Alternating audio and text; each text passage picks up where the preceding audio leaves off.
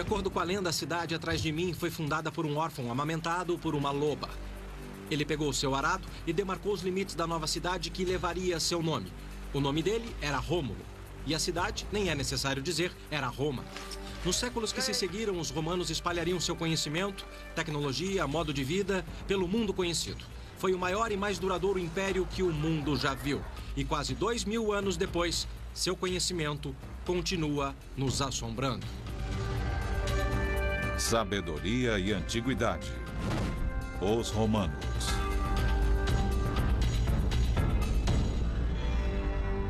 Em 753 a.C. nasceu Roma, às margens do rio Tibre.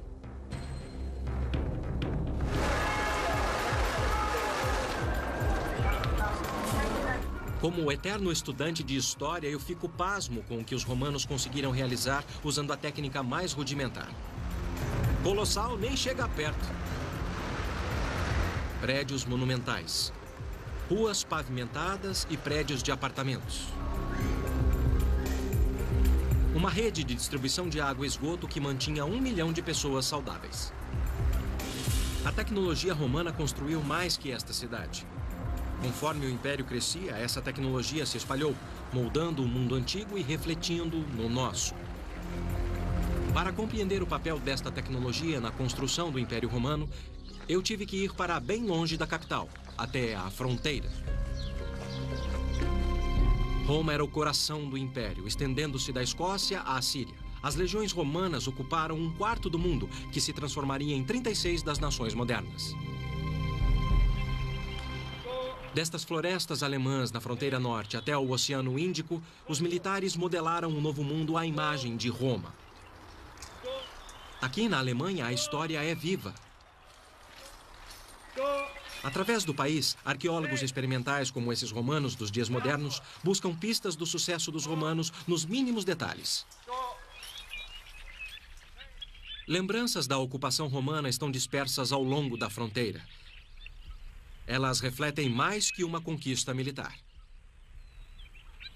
Há 2000 anos, os romanos construíram um muro aqui. E essa reconstrução moderna dá uma ideia do poder, do estilo romano. Não era apenas uma barreira física, era, acima de tudo, a força de uma ideia. Quando os soldados romanos montavam guarda aqui, eles tinham visão de uma terra de pântanos e floresta. Por outro lado, atrás deles, ficava o mundo romano. As legiões marchavam pela glória de Roma e tudo o que isso significasse. Vilas e cidades, estradas e caminhos. Organizados e bem treinados, legionários talharam o estilo de Roma em suas colônias, esmagando quem se opusesse a eles. O sucesso dos militares romanos contava e muito com a tecnologia alheia. Depois de séculos de guerra, os romanos sabiam o que funcionava. Muitos de seus equipamentos militares se baseavam em projetos adaptados de seus inimigos. A espada, ou gládio, era de origem espanhola. Os escudos eram samnitas. A armadura derivava de um modelo celta.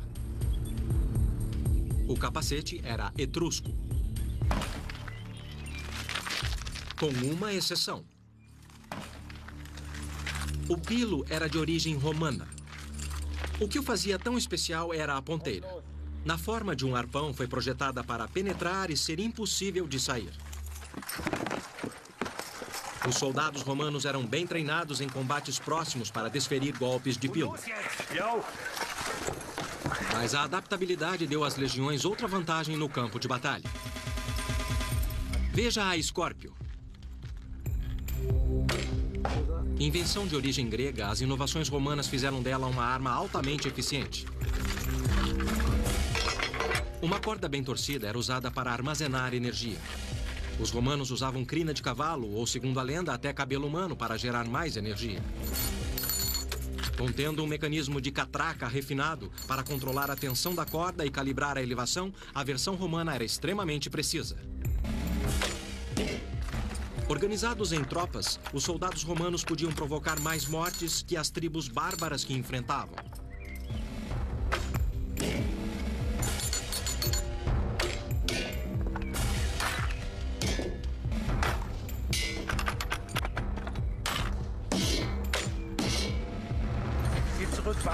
Com o uso de tecnologias adotadas, combinadas à disciplina rígida e abordagem sistemática, as legiões romanas ampliaram as fronteiras do Império. Os romanos sabiam como traçar linhas. A linha foi um símbolo e instrumento de seu império. Esses romanos dos dias de hoje, atrás de mim, são entusiastas que tentam recriar o estilo de vida da 32ª Corte de Voluntários. E eles estão aqui porque esse é Saalburg, antigo forte na fronteira do mundo romano. Aqui fica uma das mais importantes linhas que os romanos fizeram. Os romanos usavam rios e costas para demarcar a linha entre seu mundo e o inconquistado. Mas na Germânia Central, as tribos locais resistiram bravamente à lei romana. Então eles construíram uma fronteira que cortava 560 quilômetros de florestas e colinas, uma obra extraordinária da engenharia antiga. Devia ser mais difícil subir de armadura. No entanto, eu subi apenas um dos monumentos históricos mais admiráveis da Europa. Este é o Limes, o muro divisório que marcava a fronteira do Império Romano. Enquanto hoje ele pode parecer um grande monte de terra, ele é de fato um dos monumentos mais espantosos da engenharia e habilidade construtiva. Existe um muro reto que percorre 104 quilômetros com um desvio de apenas 76 centímetros. Você ou eu achamos difícil cortar um papel de embrulho natalino em linha reta. Mas os romanos podiam construir um muro por muitos e muitos quilômetros e deixá-lo tão reto quanto uma flecha. A pergunta é, como eles faziam? Os agrimensores romanos usavam um instrumento emprestado dos gregos, o groma. Um braço giratório com uma cruz de madeira. Pendurados nas 4 pontas, 2 pares de prumos. Os agrimensores olhavam através de um par para projetar uma linha reta. Os assistentes colocavam marcadores. Olhando através de outro par, os romanos estabeleciam um ângulo correto e assim eles projetavam suas cidades. Era uma aplicação inspirada de um princípio básico. Embora as ferramentas tenham mudado, o conceito de visualizar vários pontos para criar uma linha reta ainda é a ideia básica por trás da agrimensura moderna. Quando a linha estava demarcada, destacamentos especiais de engenheiros começam a construir os limes. Constantemente alerta com os bárbaros, eles limpavam as florestas e construíam fortalezas. A cada 720 metros, eles construíam uma torre como esta para a comunicação rápida no caso de um ataque. No fim, havia mais de 1000.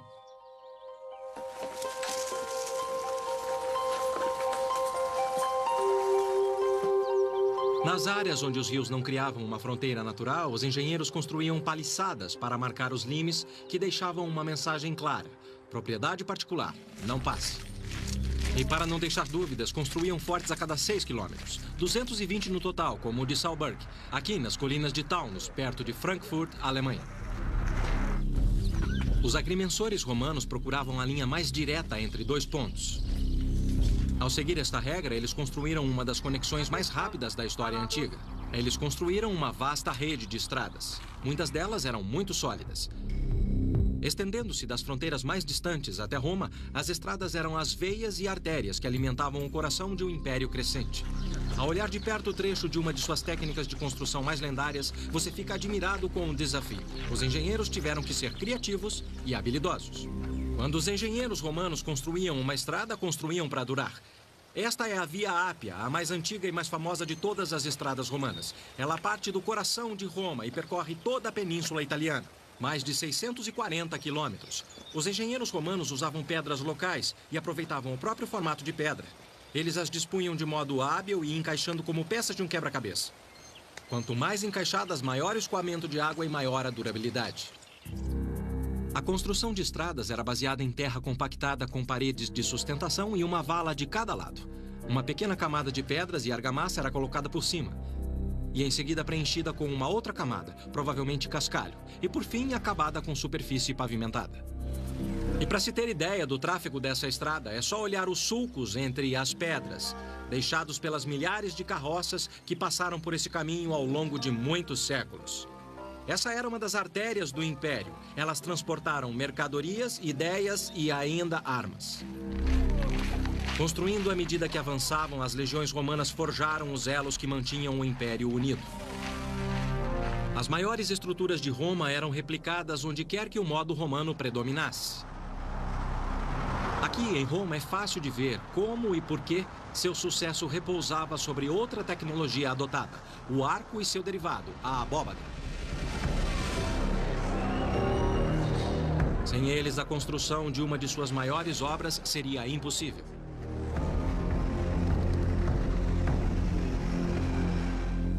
Do tamanho de um estádio moderno de futebol, as paredes do Coliseu têm altura de 4 andares. Se fossem sólidas, as paredes teriam desabado com o peso dos inúmeros tijolos que as ergueram. Ao usar o arco, os construtores emprestaram essa invenção grega para distribuir peso. Eis porque o arco é tão eficiente. O arco começa a partir da chamada saimel, de onde pedras em forma de cunha, chamadas aduelas, são sustentadas por uma pedra central chamada fecho. A partir daqui, o peso é distribuído uniformemente para os pilares. Sem o arco, não haveria possibilidade de construir uma obra tão grande como essa. Ela teria desabado com sua própria massa. Não seria exagero alegar que, sem o arco, certamente Roma não existiria. E se você sair da cidade, você pode ver como o arco foi importante no modo de vida romano. O Aqua Claudia é um dos 9 aquedutos que juntos forneciam 174 milhões de litros de água para a cidade antiga todos os dias. Graças ao arco, os romanos conseguiram criar uma vasta rede de água. Aqui na Porta Maggiore de Roma, 4 aquedutos se cruzavam antes de se ligarem a um labirinto de encanamentos que distribuía a água pela cidade.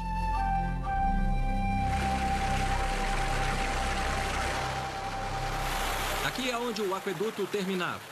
Mas nos tempos de Roma havia fontes similares pela cidade. E o motivo de ter tantas é que elas eram totalmente vitais para o funcionamento dela. Somente os ricos podiam pagar para ter água em suas casas. Logo, para o Zé Povinho, ou se preferir Julius Public, era aqui que você pegava sua água. E não é só isso. Roma é e sempre será um lugar quente. E isso funciona como um ar-condicionado gigante ao ar livre. As fontes lançam água no ar. O vento carrega o spray e o spray resfria o ar. É um efeito bem refrescante. Mais do que isso, eram vitais para a manutenção da saúde pública. A água subterrânea era um risco contínuo à saúde e a água do Tibre era completamente suja. Por isso, essa fonte e muitas outras mantinham a população saudável. Conforme as legiões expandiam o império, elas seguiam um princípio fundamental. A saúde pública baseava-se na água limpa trazida por aquedutos suportados pelos arcos. A associação dos engenheiros romanos com os arcos era mais do que um casamento de conveniência. Era um caso de amor. Mas enquanto uma estrutura como essa tinha uma função eminentemente prática de trazer água fresca para a cidade, ela fazia mais do que isso. Segundo o historiador Tácito, as grandes obras públicas divulgavam o poder de Roma. E em nenhum lugar isso é mais verdadeiro do que nas colônias.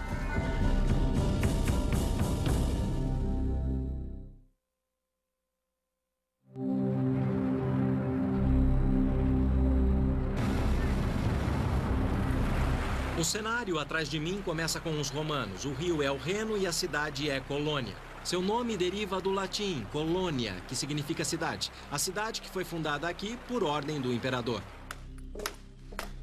Depois da colonização, construir cidades era o próximo trabalho das legiões, porque os soldados romanos eram mais do que guerreiros. A maioria tinha aprendido um ofício antes de se juntar às legiões. Por todo o império, os soldados eram os engenheiros e construtores. Depois de 2000 anos, construção e reconstrução, apenas lembranças sutis de sua história romana permanecem em Colônia. Como hoje, haviam calçadas, praças e fontes que fizeram da cidade um lar longe de Roma para os colonos. Por fim, 50 mil deles chamariam Colônia de lar.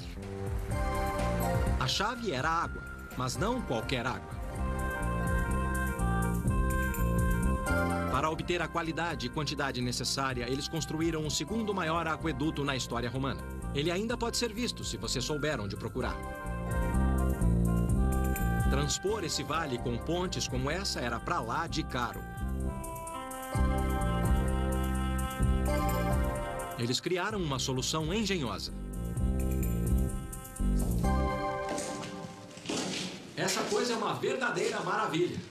Normalmente, quando pensamos em um aqueduto romano, pensamos em pontes enormes, com vãos erguidas sobre rios e vales.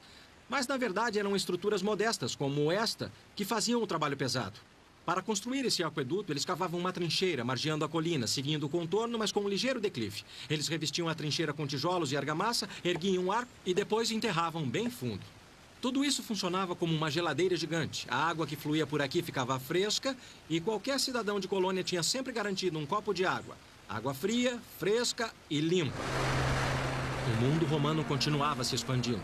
À medida que as legiões empurravam a fronteira para o norte, seguindo o Reno, eles estabeleceram a cidade mais fronteiriça, Xanten. Neste parque arqueológico, pesquisadores e fãs da história romana mantêm seu legado vivo.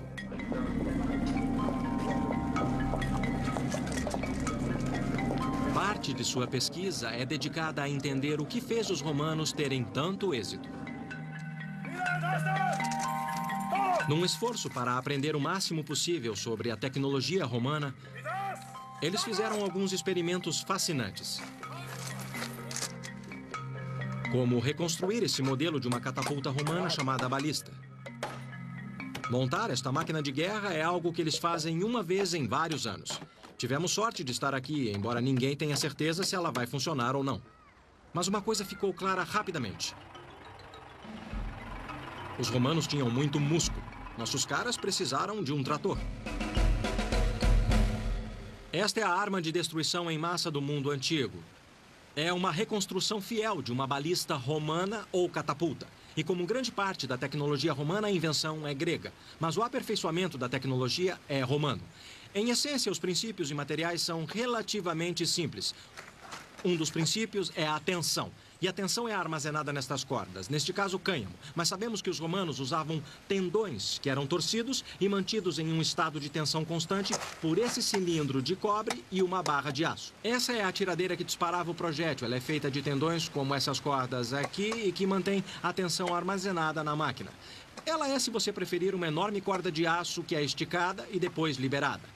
A força armazenada pode ser sentida neste braço, que aparentemente era uma das partes de fricção da máquina. Era comum ele ceder e rachar desta forma. Portanto, era uma máquina perigosa para as pessoas que a operavam e mais perigosa ainda para as pessoas na linha de fogo. Nossos romanos dos dias modernos vieram preparados com capacetes e armaduras e até ordens em latim. Ballistari ad ballistam. O que faremos agora é disparar uma catapulta romana. Ansas aperite. Agora estão tensionando. Eles têm que colocar muita força nessa coisa. Eles criam uma pressão enorme girando a manivela para trás. Intendite. O trilho recua através das alavancas que o puxam para trás. Toda vez que eles aumentam a tensão, eles conseguem calcular exatamente o quanto de força existe, contando o número de dentes. Assim, cada clique significa mais alguns metros. E mais alguns bárbaros mortos. Tá bem esticado. Essa coisa vai disparar como... Mais uma.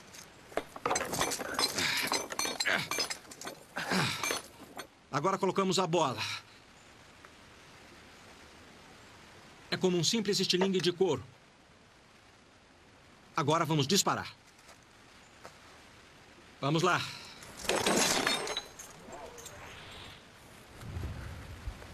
Isso é simplesmente incrível. Se você estivesse enfrentando os romanos, decididamente você teria visto o equivalente ao antigo B-52.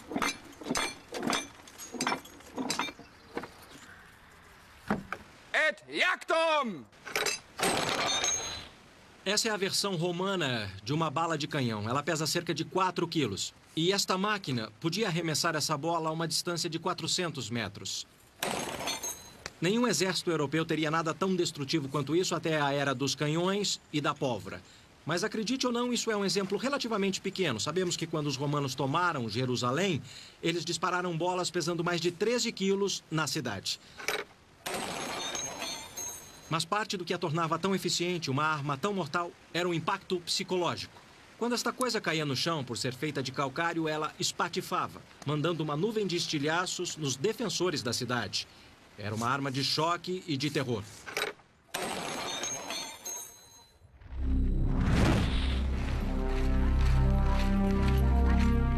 Protegidos por uma muralha e guardados por uma legião, os fundadores militares garantiam que seu novo lar fosse um reflexo de Roma. Eu andei pelo parque até um lugar onde a influência de Roma nos projetistas da cidade deixou sua marca. A construção atrás de mim pode parecer uma estufa enorme, mas na verdade é uma réplica fiel, construída em escala 1:1, do exterior de um banho romano. As ruínas deste banho ficam embaixo.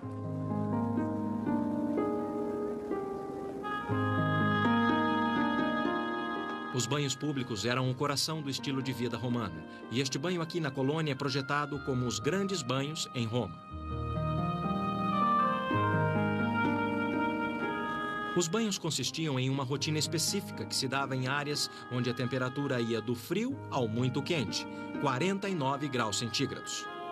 Tudo era feito com um sistema de aquecimento inovador chamado hipocausto.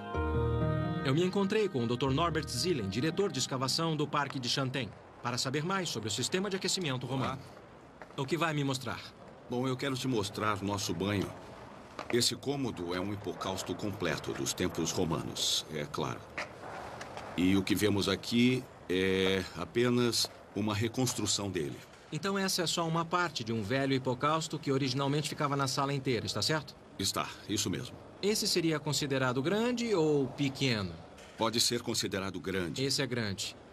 E esse é um padrão de construção de hipocausto típico? Sim, é bem típico. Você o encontra em todo lugar do mundo romano. O sistema de aquecimento romano funcionava assim. Num hipocausto, que significa literalmente fogo abaixo. O ar era aquecido em uma fornalha a lenha ou carvão feita embaixo do piso sustentado por pequenos pilares. Chaminés de barro eram construídas dentro de uma ou mais paredes. E conforme o ar quente subia, tanto o chão como as paredes se aqueciam. Levava muito tempo para esquentar. Mas depois de quente, permanecia quente. Então, na prática, o que está dizendo é que isso era um sistema térmico eficiente? Era, isso mesmo. Visitar o Parque Arqueológico em Chantein foi como voltar para os tempos romanos. Mas quando se trata de entender a história, nada bate a primeira experiência. Chantein ofereceu uma rara oportunidade, graças a um banho particular reconstruído. Eu estava curioso para saber o que tornava o banho romano tão especial. E quando o gerente ofereceu um banho quente em Chantein, o arquiteto do parque, o Dr. Peter Kinsler, ficou muito feliz em se juntar a mim.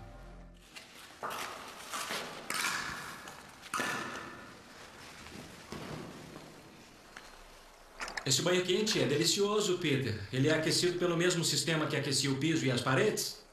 Sim, tem um testudo bem ali. Testudo significa tartaruga. Exatamente. O incrível sobre o hipocausto é que enquanto ele aquece o piso e as paredes, ele também aquece a água da banheira. Um receptáculo côncavo chamado testudo fica diretamente em cima do fogo na fornalha. Ele tem uma abertura dentro da banheira e, através da convecção, a água fria desce e a água quente sobe. A água fria circula na fornalha, onde é aquecida, e volta para a banheira. Uma adaptação astuta de um princípio científico básico. O que mais me surpreende é o esforço que eles despendiam para ter um bom banho. A energia, a tecnologia, tempo e dinheiro que investiam para ter um banho. Por que isso? Bom, isso não fazia parte da cultura, não fazia parte só da vida social, fazia parte da higiene. Então, mais do que qualquer coisa, era uma questão de saúde pública. Exatamente.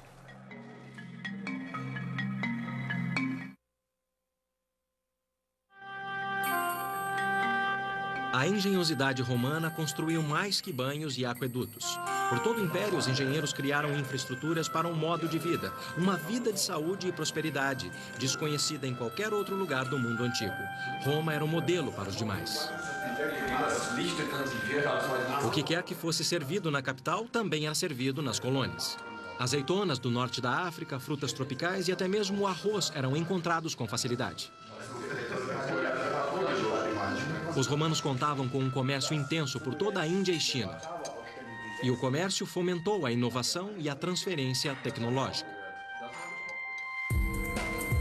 O comércio romano estendia-se da China até as Ilhas Britânicas, mas por terra ou água todos os caminhos levavam a Roma. Roma estabeleceu Ostia como seu porto mais importante no século VI d.C. Apenas a 32 quilômetros de Roma, no rio Tibre, Ostia se tornou a primeira colônia. Nesse grande centro de suprimentos, boa vida significava bons negócios.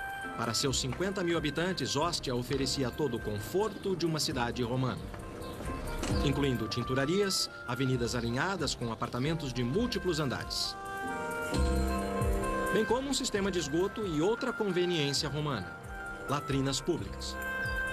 Elas deviam ficar lotadas.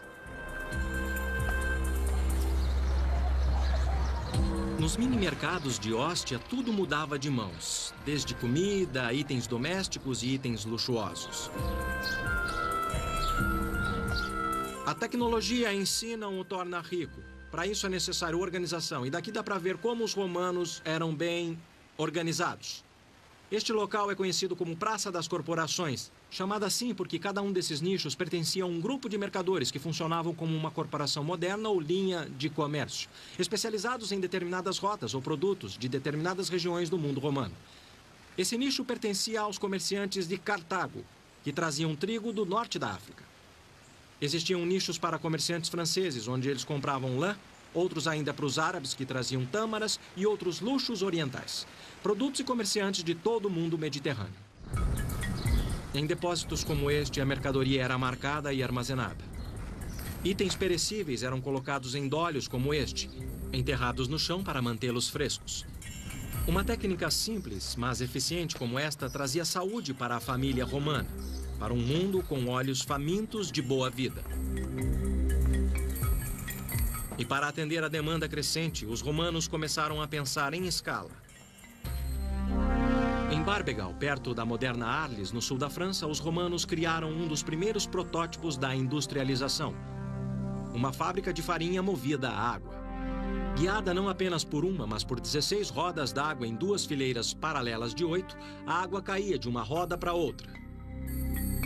O que a tornava mais eficiente era, desta vez, uma invenção romana distinta: a roda d'água impulsionada por cima.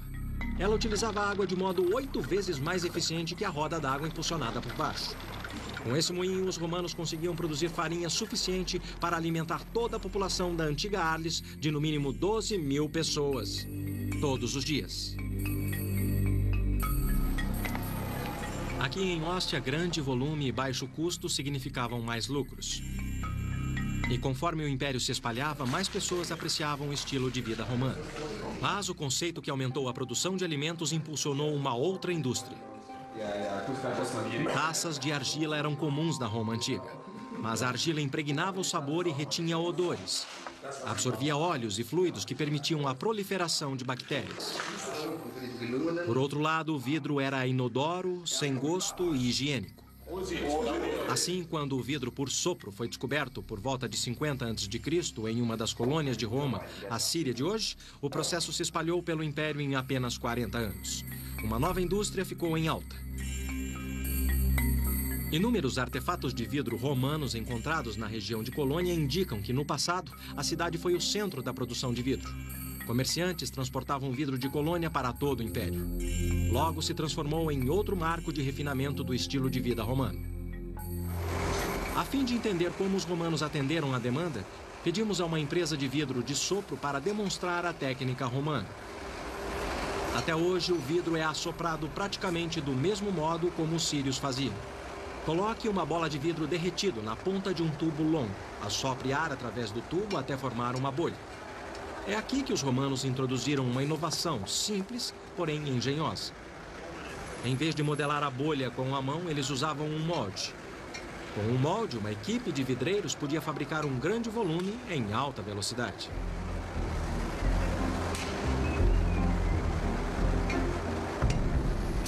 Embora os moldes atuais sejam feitos de metal, o conceito romano de produção mudou muito pouco.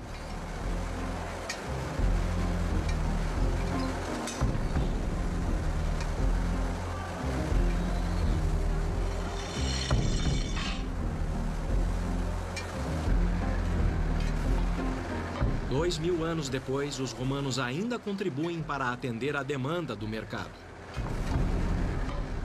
Mas eles fizeram mais.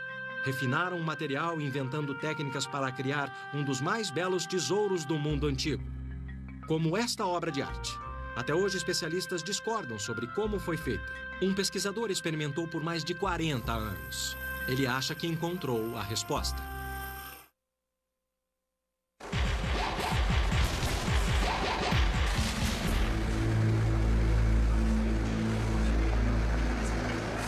Através de inovações como usar um molde na fabricação de vidro, os romanos passaram da produção artesanal para a produção em massa, muito tempo antes de Henry Ford.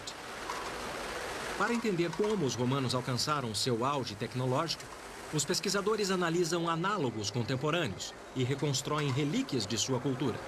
Mesmo assim, alguns de seus feitos mais admiráveis permanecem um mistério. Como essa maravilha da arte romana chamada vidro engaiolado. Descobertos não em Roma, mas em tumbas ao longo da fronteira, eles são luxuosos nos detalhes, mas seu propósito permanece nebuloso. No entanto, os pesquisadores acreditam que, se conseguirem determinar como o vidro engaiolado foi feito, eles aprenderão mais sobre os artífices e a antiga civilização romana que o sustentava. Eu fui ver um homem que passou 40 anos de sua vida pesquisando a técnica romana perdida. Joseph Weltzel usa ferramentas que são, em essência, as mesmas usadas pelos romanos. Tudo que ele acrescentou foi eletricidade. No vidro engaiolado, uma espécie de rede fica em cima de um núcleo através de pequenos suportes. Existem várias teorias sobre como o vidro engaiolado foi criado, e o Sr. Weltzel experimentou todas elas.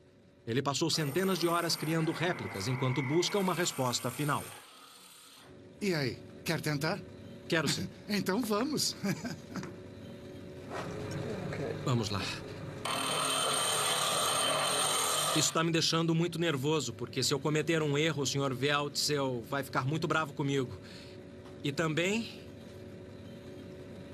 porque isso me lembra dentista. Alguns de seus colegas acreditam que os romanos fizeram a forma básica, assoprando um vidro dentro do outro. Weltzel não concorda. Quando ele replicou uma outra relíquia romana, o famoso vaso Portland, o Sr. Weltzel encontrou uma pista. O vaso Portland é decorado com camafeus lapidados. Camafeus eram populares na técnica romana de joias, então o Sr. Weltzel está convencido de que não eram os vidreiros, e sim os joalheiros que tinham a habilidade e ferramentas para criar esses tesouros. Em sua opinião, os artífices romanos fizeram o vidro engaiolado, cortando a superfície de um vaso de parede espessa para criar duas camadas. Criando réplicas de objetos romanos, podemos aprender muita coisa da técnica que eles usavam. A única coisa dura o bastante para cortar vidro é o diamante. E nós sabemos, como fato, que os únicos diamantes nos tempos antigos vinham da Índia. E para fazer isso, os romanos tinham que manter um tráfego de milhares de quilômetros até o Oriente. E ainda havia todo o trabalho prático. Isso requer muitos meses de trabalho hábil. Aprendemos com isso que os romanos usavam sua tecnologia não apenas para tornar sua vida mais segura e fácil, mas também confortável. Isso não era uma necessidade, era um luxo. A ideia com esse objeto é a seguinte: se você o tem, você ostenta. Isso ia além de bens pessoais. Os romanos usavam suas habilidades para causar um outro efeito. Intimidação. Cidades fronteiriças como Xanten se baseavam nela. As legiões que aqui ficavam eram sempre na proporção de 10 romanos para 1 guerreiro germânico. Para compensar, os pesquisadores acreditam que os romanos incrementaram seu treinamento superior e máquinas de guerra com uma outra estratégia: guerra psicológica. O que tornou a tecnologia romana uma ferramenta tão eficiente para o Império não foram apenas as dificuldades técnicas que eles tiveram que vencer, mas sua política e até seu impacto psicológico. A habilidade para construir coisas grandes, construir obras como esta, causou um tremendo impacto nas tribos germânicas que moravam nesta região. Na prática, dizia: somos os romanos, isso é o que somos capazes de fazer. E viemos para ficar. A mensagem era bem clara. Qualquer bárbaro que atacasse o Império Romano era um bárbaro bem tolo. O templo no cais de Chanten é uma demonstração evidente. Os romanos acreditavam piamente que suas estruturas incorporavam o poder e a glória do império. E junto com os templos, as arenas falavam do poder romano e da superioridade na engenharia. Nenhuma colônia estaria completa sem uma arena. Mas eu estava mais interessado em um lado mais prático da estratégia de grandes construções. Como eles faziam? Por fim, uma réplica no parque me deu a resposta.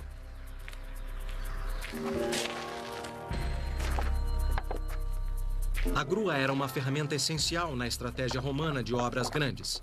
Através de um sistema engenhoso de polias e manivelas, essa máquina formidável reduzia a força de sustentação a cada etapa. Para levantar 2 toneladas, as 2 primeiras polias com 5 roldanas dividiam a força necessária em 1/5. O tambor dividia a força novamente por 5. Depois, a manivela reduzia em 1/10. Assim, 4 romanos, cada um usando 1,8 kg de força de sustentação, podia erguer facilmente 1,8 tonelada de qualquer coisa, usando esta máquina espantosa. Aqui, a engenhosidade deu ao arquiteto romano muitos músculos. Com isto, eles podiam pensar e construir grande. Os construtores romanos também eram muito versáteis. Construíam o que fosse necessário com o que tinham. E isso nem sempre era uma tarefa fácil. As construções romanas tinham paredes pintadas e telhados com telhas de cerâmica. O modelo era Roma. Na fronteira, materiais de construção tradicionais eram difíceis de conseguir e caros para importar. Então, para corresponder às expectativas dos colonos de viver no estilo romano, os construtores tinham que ser criativos. O arquiteto e pesquisador Peter Kinsler mostra algumas evidências de como os construtores romanos foram inovadores em Chanten. Peter, que idade tem esta parede? Bom, provavelmente essa parede foi construída no 2º século depois de Cristo. O que podemos ver aqui é a fundação e depois a superfície externa. Então essa parede era originalmente coberta com pedras como esta aqui? Exatamente. Você tem pedras como essa, fileira por fileira, e isso ficava no meio. Por que eles não construíram paredes apenas com pedras? Bom, porque era muito mais caro e levava muito tempo. O que você faz é erguer um revestimento de pedras como esse e depois encher de cimento romano chamado opus cementitium atrás. Aqui, como em muitas construções romanas, o concreto era a chave. Eles usavam em todo lugar para qualquer coisa. Talvez o que o torne um dos maiores inventos romanos é a adaptabilidade da mistura. O primeiro e mais importante ingrediente é a cal. Então, isso é um calcário. Quando o calcário é queimado em uma fornalha, você obtém a cal virgem. Este pó. Com a cal virgem, você acrescenta água e obtém a cal extinta, ou cal apagada. O próximo passo é acrescentar areia. Ao misturar, você obtém a argamassa básica dos tempos romanos. Ela é a prova d'água? Não é a prova d'água. Em Roma, os construtores descobriram que usando cinza vulcânica das proximidades de um vulcão, obtinha-se cimento à prova d'água. Logo, sem cinza vulcânica, os construtores tiveram que mudar a mistura. Eles tiveram uma ideia esplêndida. Porque, com frequência, você encontra algumas telhas quebradas. Entendi. Você pode derreter ferro e usar uma segunda vez. Você pode derreter vidro e usar uma segunda vez. Mas você não pode reutilizar telhas queimadas. Então, o que eles faziam? Eles moíam as telhas produzindo esse material de telha quebrada, que é bem fino. Aí você acrescenta... Essa mistura tem o mesmo efeito do cimento vulcânico. Exatamente. O que você tem é uma argamassa de cal hidráulica. A argamassa de cal hidráulica é a prova d'água. Você usa em bacias, aquedutos e pode usar nas fundações de paredes.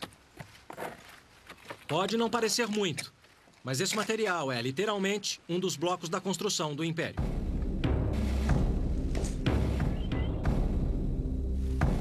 Escala, eficiência e inovação. E não se esqueça, choque e terror eram o coração da construção do Império Romano. E embora essas ideias fossem expressas em um nível impressionante nas colônias, a cidade de Roma era a referência para tudo. Não foi à toa que lá a tecnologia e a inovação romana atingiram seu ápice.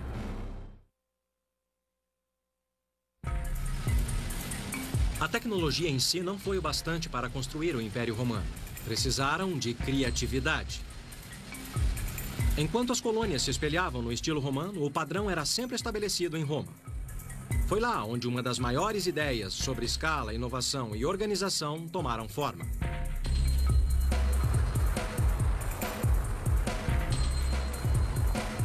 O Coliseu é o maior dos 186 anfiteatros romanos que conhecemos. E certamente o mais impressionante. Foi aqui onde a tecnologia sustentou o lado sombrio do estilo de vida romano, os jogos.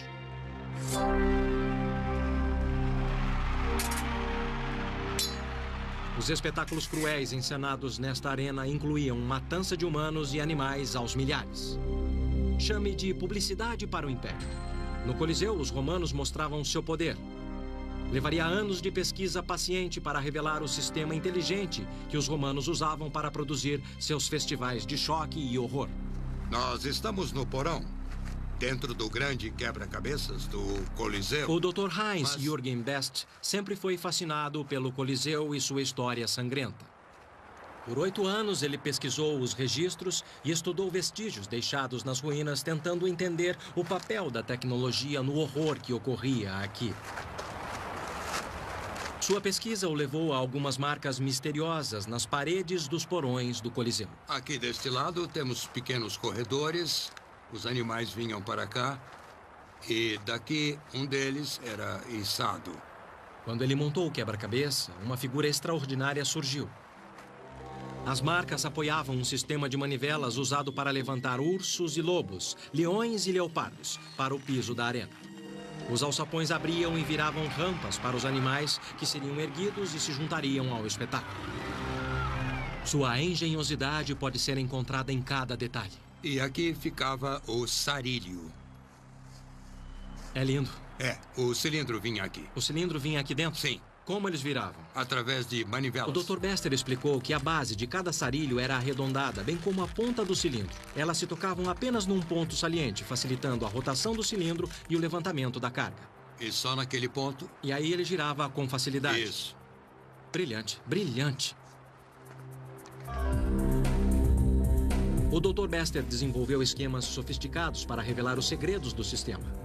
Como um relógio, 8 trabalhadores em 28 sarilhos, 256 ao todo, eram sincronizados em um sistema que incluía polias, elevadores e cordas, que erguiam 28 gaiolas com segundos de intervalo, levando a carga mortal do porão para se juntar ao horror que acontecia em cima. E aqui, a próxima corrediça, que pegava a parede inteira. Entendi, eu entendi. Para a gaiola. Então aqui Isso. é a corrediça. Exato. Para subir a gaiola. Isso. Então, a cada 9 metros havia outro sarilho e assim por diante. Exatamente. E tudo isso era totalmente simétrico, não é? Isso. Em toda a volta. Sim.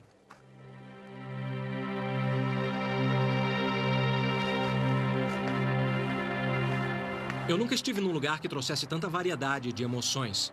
Por um lado, este lugar é espantoso, colossal, lindo. E aí vem o pensamento do que acontecia aqui. Sangue, gritos, medo e dor. Esse porão era, digamos assim, o departamento de efeitos especiais do mundo romano. Efeitos especiais de um filme de horror.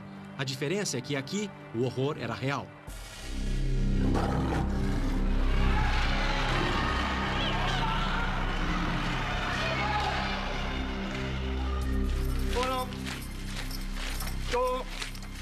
Sua habilidade para adaptar tecnologias simples em complexos sistemas criaram a base do estilo romano e um padrão de vida incomparável nos tempos antigos.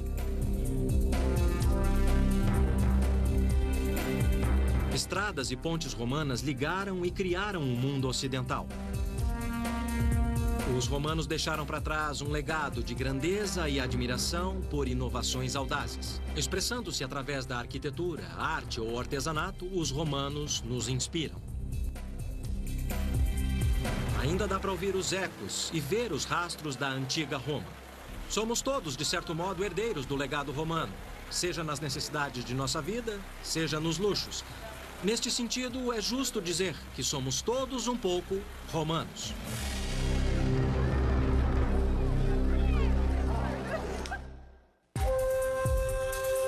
Versão brasileira, DPN Santos.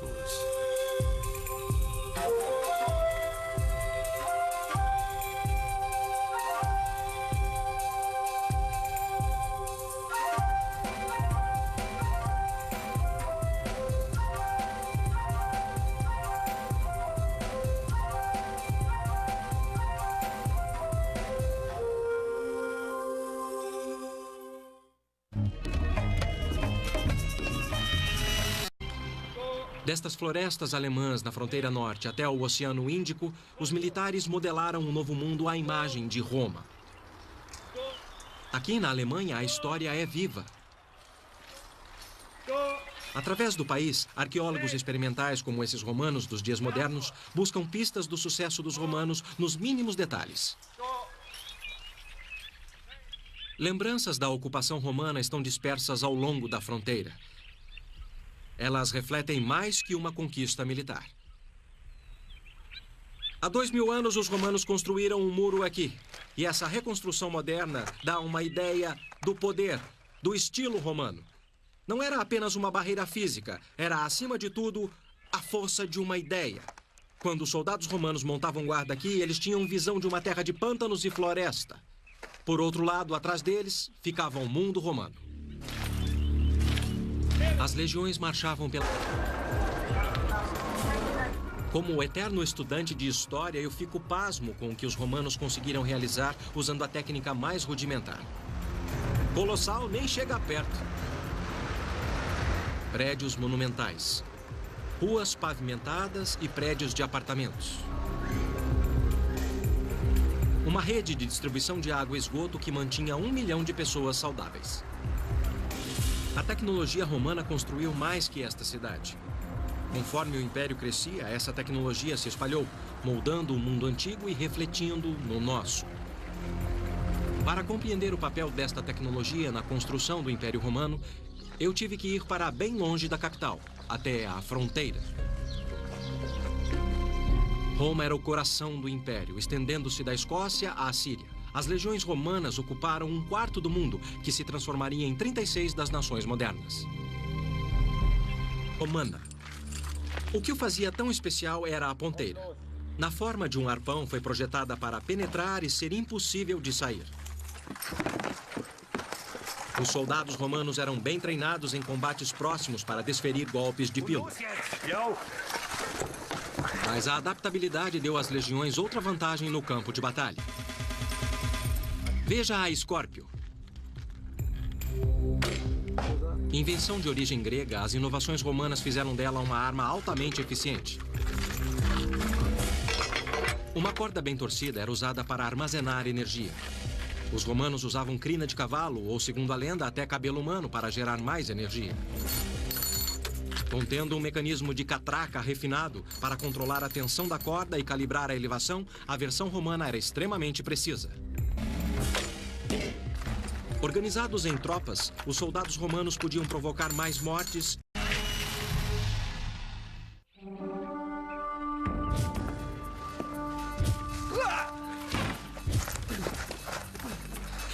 De acordo com a lenda, a cidade atrás de mim foi fundada por um órfão amamentado por uma loba. Ele pegou seu arado e demarcou os limites da nova cidade que levaria seu nome. O nome dele era Rômulo. E a cidade, nem é necessário dizer, era Roma. Nos séculos que se seguiram, os romanos espalhariam seu conhecimento, tecnologia, modo de vida pelo mundo conhecido. Foi o maior e mais duradouro império que o mundo já viu. E quase 2000 anos depois, seu conhecimento continua nos assombrando. Sabedoria e antiguidade. Os romanos.